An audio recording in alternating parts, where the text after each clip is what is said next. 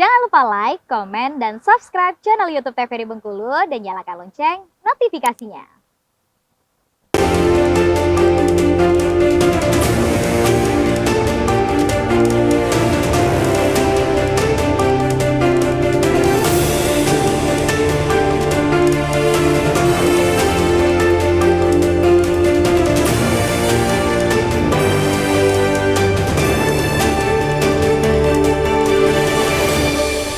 Terima kasih Anda masih bersama kami Berendo dengan tema kita hari ini tingkatkan budaya membaca. Kalau Tari sendiri di rumah itu seberapa sering sih membaca? Apakah memang tiap hari itu baca gitu, ada waktunya atau mungkin seminggu berapa kali gitu? Mentari kalau membaca itu ada waktunya. Jadi Mentari setiap malam sebelum tidur, Mentari suka membaca buku gitu. Karena dengan membaca buku juga Mentari bisa ketiduran gitu. Oh iya, gitu, membantu bisa membuat tidur ya. membantu tidur dan juga merefreshing itu tadi dengan Mentari buat jadwal malam Mentari membaca buku itu jadi teratur jadwalnya gitu. Tiap malam berarti? Iya, tiap malam.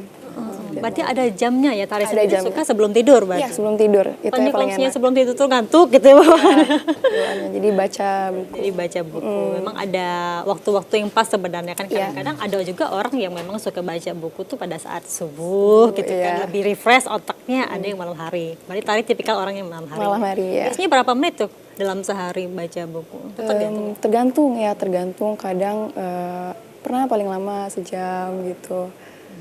Lama sejam dan tunggu kalau misalkan udah ngantuk banget baru selesai.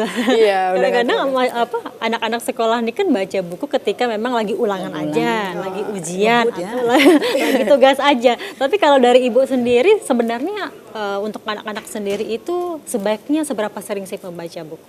Sesering mungkin. Karena buku merupakan gerbang dunia. Membaca adalah kuncinya. Yang kata Ria, Betul, Pak. dengan membaca banyak hal yang dapat kita pelajari, dengan membaca banyak hal yang dapat kita ketahui, dengan membaca banyak hal yang dapat kita kunjungi tanpa kita harus ke tempatnya. Ya benar Tari ya. Dengan membaca, oh kita tahu di negara sana sedang terjadi ini, sedang terjadi ini. Jadi harus sesering mungkin. Saya sangat setuju apa yang disampaikan Tari. Bila pun dijadwalkan. Jadi bisa juga jadi pengantar tidur ya sayangnya.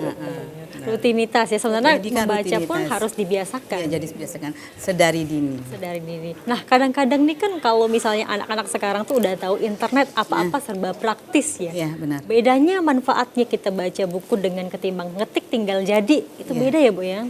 Beda. Kalau di internet tadi itu tadi ada plus minusnya, apalagi untuk anak-anak. Itu kan dari segi kesehatan ya itu sangat pengaruhnya ada. Itu ke matanya, kadang-kadang posisi badannya juga dengan dia seperti ini terus ya. Plusnya juga ada. Dengan digital ini mereka bisa tadi membaca di mana saja, kapan saja, kadang-kadang gratis ya tadi, tanpa dihalangi dengan ruang dan waktu. Itu plusnya untuk yang digital. Minusnya tadi itu untuk di segi kesehatan. Dan juga untuk yang digital ini kadang-kadang untuk anak-anak ya, kadang-kadang kita orang tua kurang terkontrol. Karena bisa aja internet sekarang udah masuk ke dalam kamar anak-anak. Kita nggak tahu, kita kira anak kita sudah tidur, nggak taunya dia masih ini tadi membaca lewat internet. Jadi ada plus minusnya semuanya. Kalau untuk di buku ya juga itu juga. Untuk buku yang tercetak ini kadang-kadang Tari sampaikan tadi harus membeli. Kalau tidak tuh harus datang ke perpustakaan. Semuanya ada plus minusnya. Tapi wajib kita jadwalkan jadi rutinitas untuk membaca agar anak-anak kita, agar generasi penerus kita ini cerdas, kreatif dan produktif. Ya, benar kan Tari? Benar sekali. Apalagi sekarang kan udah ada buku digital ya Bu ya. Iya, Kadang-kadang berarti orang tua juga harus mantau nih, ini anak-anak ini benar-benar buka buku digital atau malah lihat yang lainnya gitu. Pengawasan orang tua harus ketat sekarang terhadap buku-buku digital. Sekarang itu tadi tidak terkontrol lagi karena tanpa batas ruang dan waktu, di mana saja, kapan saja, subuh bisa, malam bisa, siang bisa. tadi itu cuman bermodal kota aja kan itu ya tadi. Di mana saja dan kapan saja. tergantung Gratis kuota. kadang-kadang karena kota orang tua yang beli. Masih didukung sama orang tua Iya. juga ya. Nah, kalau Tari sendiri selama sudah baca buku sejak kecil nih, manfaatnya apa sih yang Tari rasakan sendiri sebagai siswa ya, siswa sekolah? Pastinya banyak yang Mentari rasakan manfaatnya, terutama untuk proses dalam pembelajaran itu orang yang membaca buku pasti wawasannya lebih tinggi, wawasannya lebih luas. Jadi pada saat kita di proses pembelajaran, kita dengan mudah menjawab pertanyaan-pertanyaan waktu pas belajar. Karena kita sudah mempunyai bekal wawasan kita dari membaca buku itu. Jadi sangat banyak manfaatnya, apalagi untuk pelajar seperti Mentari, kayak untuk menambah wawasan Mentari. Terus juga sekarang kan banyak berita-berita hoax yang tersebar di digital. Jadi dengan cara membaca, Mentari bisa memilah dan memilih berita-berita yang hoax dan tidak. Seperti itu. Kadang-kadang kan di internet tuh nggak terbatas ya, kita Iya. nggak tahu tuh yang benar sama enggaknya gitu. Betul. Tapi kalau dari kalangan Tari sendiri sebagai anak SMP nih, apakah memang teman-teman Tari juga suka membaca gitu? Ya, kalau untuk lingkungan Mentari banyak yang suka membaca karena seperti di sekolah Mentari ada kegiatan setiap hari Jumat itu literasi di lapangan sekolah. Nah, jadi di sana kami meningkatkan tingkat gemar membaca pada anak-anak di SMP Negeri 1 gitu. Kadang-kadang kan kebiasaan baik itu kan terjadi karena faktor lingkungan, Bu ya. Ya, betul.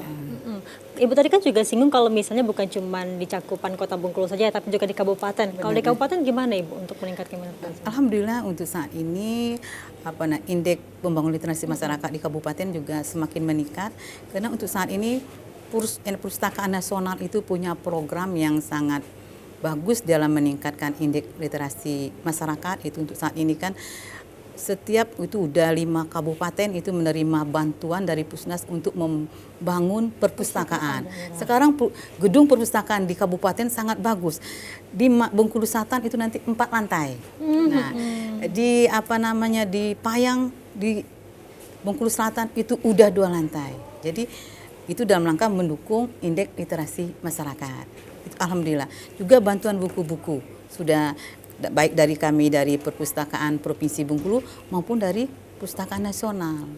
Itu semua bertujuan untuk meningkatkan indeks literasi masyarakat. Jadi targetnya emang di setiap kabupaten pun ada perpustakaannya ya. Bukan hanya kabupaten, sekarang udah sampai perpustakaan desa. Oh, sampai desa-desa pun Sampai juga. desa-desa, Karena iya. kadang-kadang di desa ini nggak ada akses internet, Bu ya. Jadi Ya. modal mereka untuk bisa dapat informasi tadi membaca. Ya, sekarang kan ada dana desa kan diwajibkan untuk sekian persen untuk perpustakaan desa. Alhamdulillah. Alhamdulillahnya ya, Bu Kedepan ya. kita Lagi progres untuk literasi ternyata kita desa. semakin ya. meningkat. Baik, kita jeda dulu. Nanti kita bahas lagi dengan tema kita tingkatkan budaya membaca. Pemirsa, kami akan kembali setelah jeda pariwara berikut ini.